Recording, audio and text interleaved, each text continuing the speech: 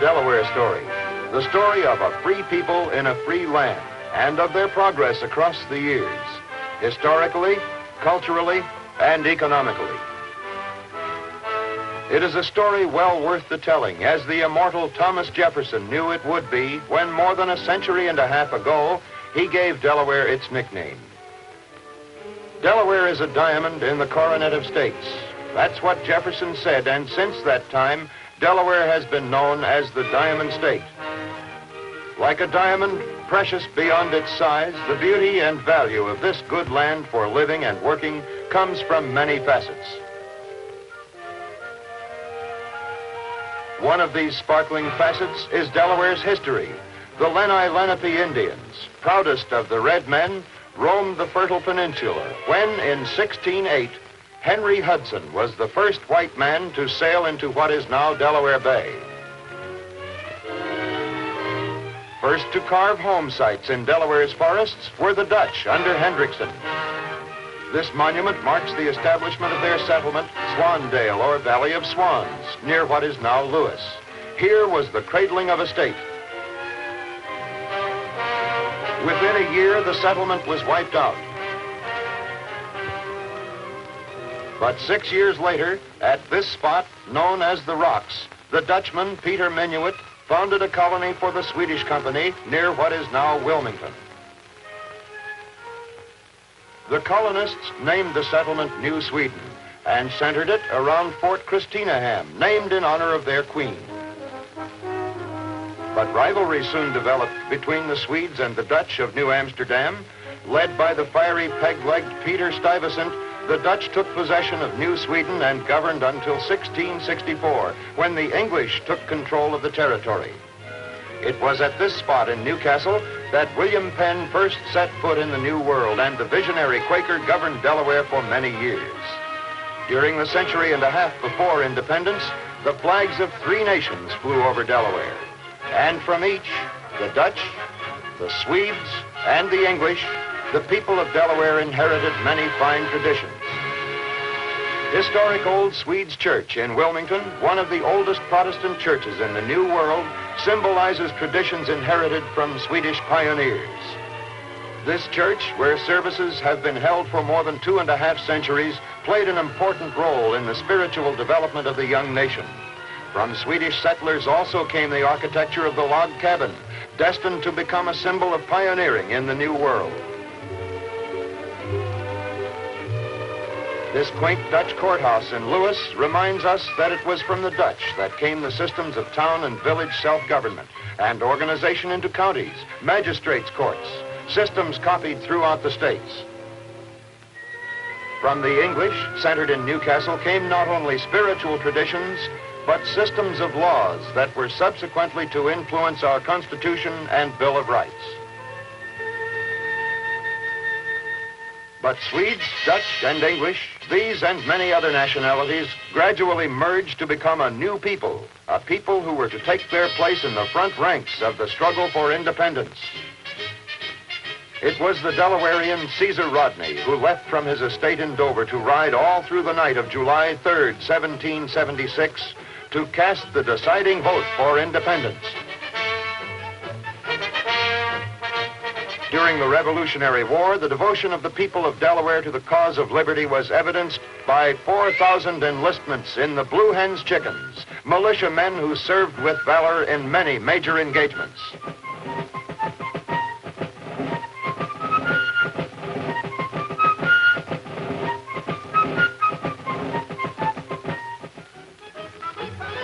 Here at Couch's Bridge, near Newark, visitors may see the spot where, in September 1777, General Maxwell's men met the advance forces of General Howe's army, carrying with them, as this monument tells, the first official American flag, Betsy Ross's Old Glory.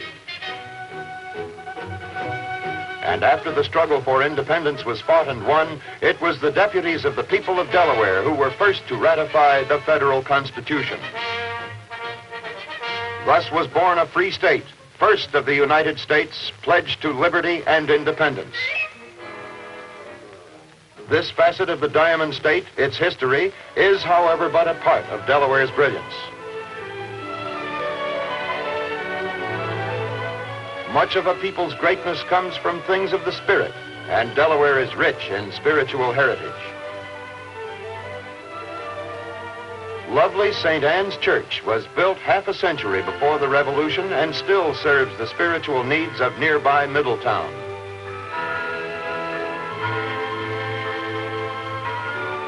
Quaint Dagsboro Church opened its doors to worshipers before George Washington was born. Historic Christ Church in Dover was built in 1708 and rebuilt in 1744. Barrett's Chapel near Frederica became the cradle of Methodism back in 1780. Old Friends Meeting House in Wilmington in 1738 was the first church of the Friends Society and Wilmington's first schoolhouse.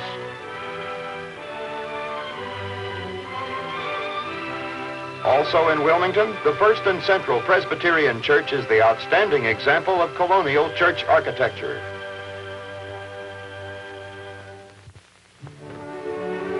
Today, several hundred churches, large and small, throughout the state provide comfort and guidance for the membership of 18 denominations: Catholic, Protestant, and Hebrew.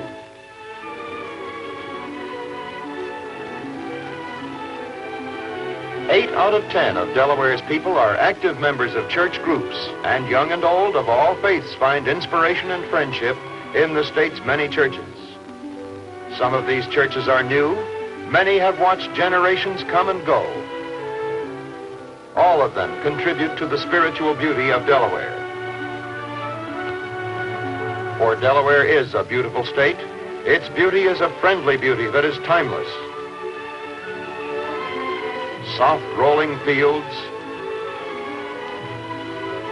sparkling waters, and placid streams under peaceful skies. Season after season, year after year, from its woodlands to its sunny shores, the Diamond State offers a symphony of loveliness. 50 inland lakes offer scenic charm and opportunities for relaxation, while the shining sands of Rehoboth Beach and the musical surf make it one of the East's finest resorts. Often called the nation's summer capital, young and old here find healthful recreation. Yes, for good fellowship, for play, for health, for outdoor living, Delaware offers beauty in unending variety. Health of body and a healthy mind are combined in a Christian way of living. To these are added other cultural advantages: libraries, art museums, and art programs. Here in the Wilmington Art Center are both exhibits and art classes. This museum in Newcastle displays many items of artistic and historic interest, and the building itself, built in 1730, was the home of Nicholas Van Dyke, governor of Delaware. Each year, residents of Newcastle dress in charming colonial costumes, and visitors from far and near are treated to delightful reenactments of home life in early America. Quaint and lovely objects and articles of furniture date back 300 years.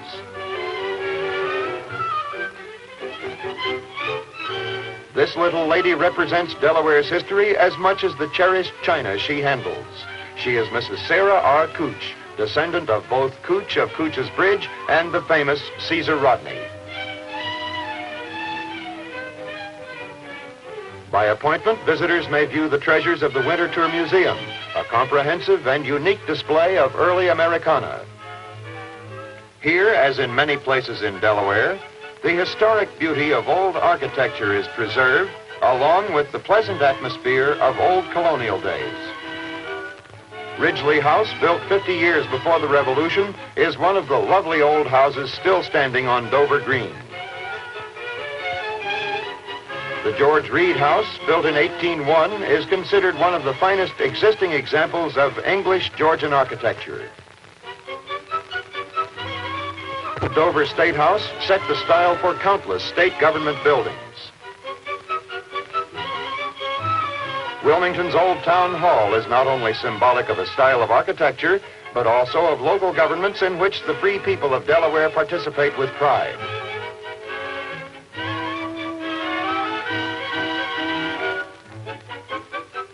Based on long-standing traditions, local and state governments are dedicated to constant betterment of the people's welfare. This is why Delaware's statewide educational program, begun in 1792 when the state constitution directed the establishment of schools, is constantly being improved.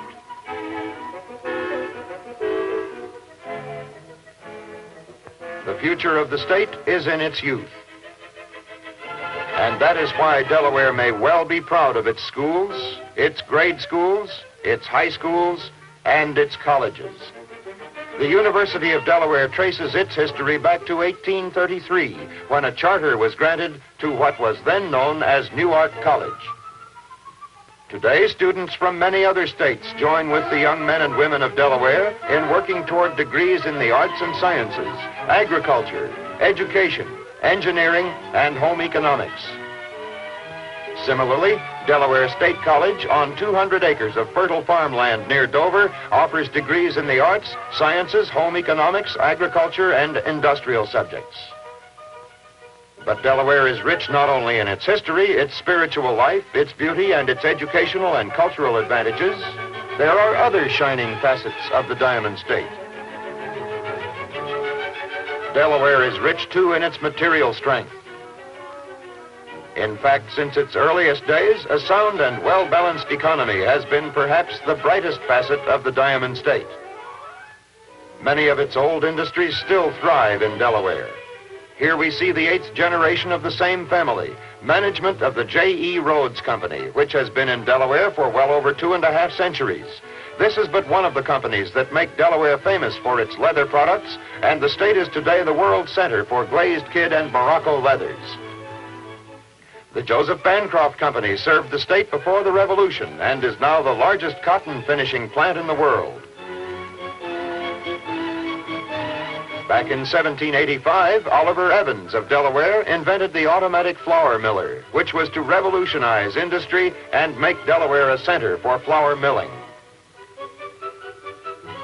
Along the sparkling Brandywine in 1802, quaint powder mills marked the beginning of the DuPont Company, one of the world's largest and most dramatic private industries.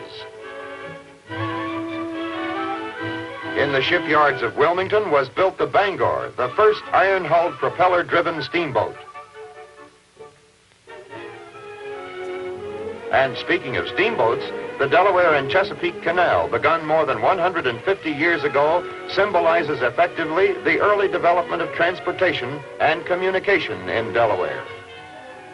Over 13 miles long, this waterway provided a valuable transportation link between many centers of early commerce. For water routes played an important role in Delaware's early economic history. On land, early trails developed into road networks. In 1820, the railroads came to Delaware. First the Newcastle-Frenchtown Railroad, and later the Delaware Railroad. The exchange of goods and ideas is essential to growth, and when our nation was just a century old, a new era opened.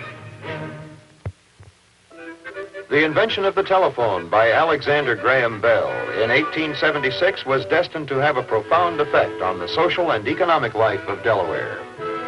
Only a bit more than 2 years after its invention, April 1878 to be exact, William T. Westbrook established the first telephone service in the state. Some 19 years later, the Diamond State Telephone Company came into being. Linked to the rest of the nation by the wires of the Bell system, the Diamond State Company has had much to do with Delaware's growth and progress.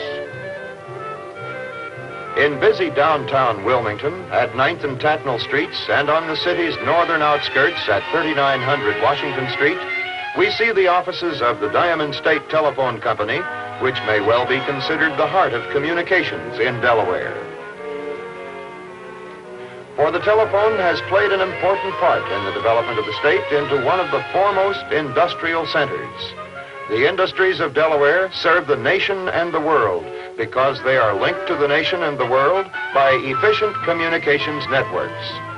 Here at Deemer Steel, raw materials from other states are fashioned into the machines and products that add to our country's welfare and industrial strength. Within Delaware's borders are industries known the world over. Pusey and Jones Corporation, the magnificent General Motors plant near Wilmington, the new multi-million-dollar Delaware Flying A refinery of the Tidewater Associated Oil Company at Delaware City, which processes 130,000 barrels of crude oil per day. This huge plant of the Chrysler Corporation, the International Latex Corporation at Dover, the Container Corporation of America, National Vulcanized Fiber. In northern Delaware, the Claymont plant of the Colorado Fuel and Iron Corporation, DuPont's nylon plant in Seaford, and many others. Among these, the DuPont Company has grown to become an outstanding example of private industry's unlimited horizons, where growth is a measure of service to human needs. Dedicated to better things for better living through chemistry, it has given to the world thousands of entirely new products that have benefited mankind. Today, with companies such as DuPont, Atlas, and Hercules, Delaware is the chemical center of the world. While the miracles of modern chemistry perhaps best typify Delaware's larger industrial growth and progress throughout the years, many smaller industries have also flourished here. These have found Delaware a thriving state in which to do business, with growing markets and a reliable supply of industrious employees. Banks, trust companies, and other financial institutions also play key roles in Delaware's economy, while in its prospering cities and towns, thousands of small businesses enjoy the opportunities afforded by the Diamond State. In these days, when the rights of individuals to seek their own destinies are challenged by foreign ideologies, these thousands of small businesses typify private enterprise at its best and play a leading role in the state's growing economy. Located in the heart of a great industrial area, Delaware's fertile land and moderate climate make it an important farm state, with nearly 7,000 farms producing over $100 million worth of farm products a year.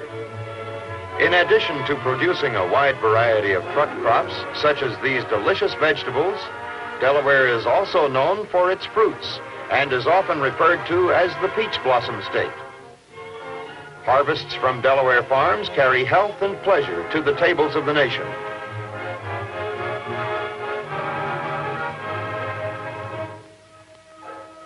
Livestock and dairy products are also important in Delaware's economy.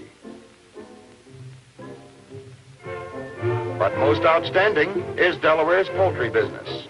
Over 10,000 chickens live in this one of many hen houses, doing their bit toward the 140 million eggs produced annually in the state.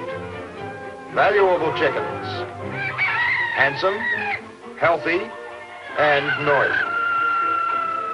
One of Delaware's large hatcheries welcomes as many as 8 million lively chicks a year.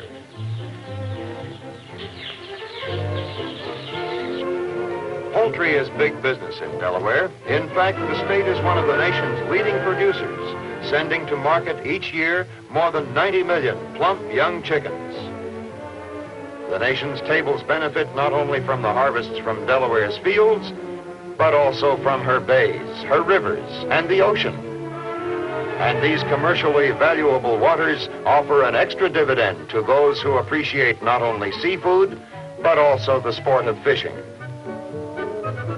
Yes, Delaware's waters play their part in making the Diamond State prosperous and pleasant. Practically surrounded by navigable waterways, Delaware has benefited since her founding from the channels of transportation which they provide. For the state's location on the busy eastern seaboard makes it an important one in the nation's commerce. Geographically, it is nearly an isolated peninsula, and over the years, a growing network of bridges have sprung from Delaware's commerce with neighboring states and the nation. Delaware's transportation system, ever growing, is among the finest in the nation. Growing commerce demands efficiency in transportation. And the famed DuPont Highway, running the length of the state, is engineered for efficiency and safety. Most of this four-lane divided highway is landscaped and planted to provide pleasure as well as utility. This lovely arching span speeds motorists over the Delaware-Chesapeake Canal near St. George's.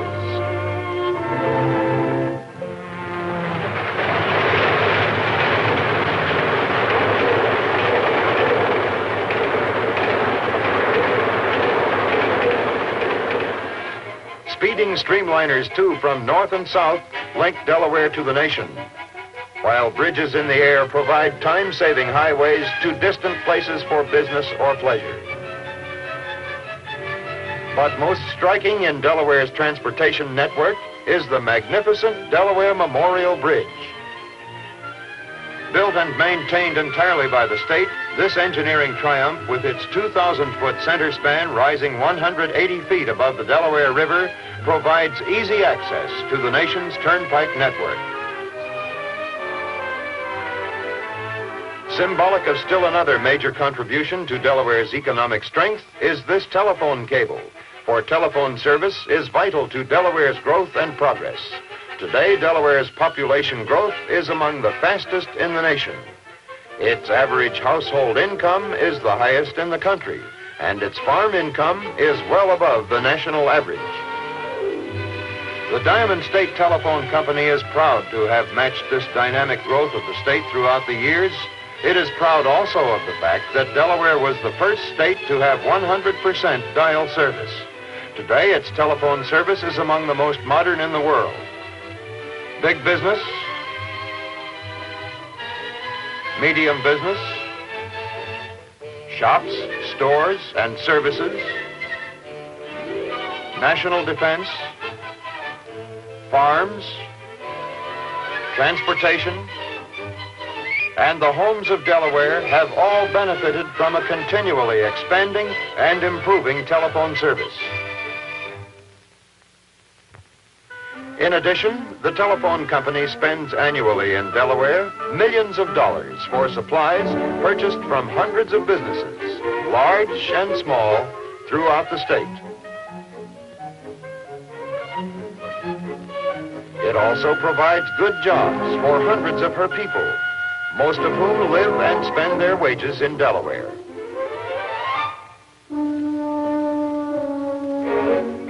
Delawareans employed by the telephone company are proud of the important part they play in the vital job of communications. They know that today's high standards of service demand constant attention to planning for the future, as well as the development through scientific research at the Bell Telephone Laboratories of ever better methods and equipment. Direct distance dialing, which, with amazing equipment such as this, is rapidly placing the nation at your fingertips. Radio relay service, beaming telephone calls and television programs across the continent. The amazing transistor, a tiny counterpart of the vacuum tube. Coaxial cable, which carries thousands of telephone calls simultaneously through tiny hollow copper tubes. And the solar battery, which has helped to unlock the doorways to outer space. Yes, the employees of the Diamond State Telephone Company are a part of Delaware and its people. And it is its people which are the final, most brilliant facet of the Diamond State. For it is they who have made its history, have created its spiritual heritage, have built its commerce. They are proud of their state and find it a good place in which to raise their families. They find it also a good place in which to work, whether in busy Wilmington or in its smaller cities such as Georgetown, Dover, Seaford, Newcastle, in its towns and villages, or in the open country. The men and women of the Diamond State Telephone Company are proud of Delaware, too. Its history, culture, and economy, and they show their pride by taking an active part in the affairs of their local communities. In education, in Boy Scout work, in service to the needy. In these and countless other phases of community life, they play their part as good citizens and as your neighbors, enlarging your world through service and science. To them, as it must be to you, the Delaware Story is a thrilling story.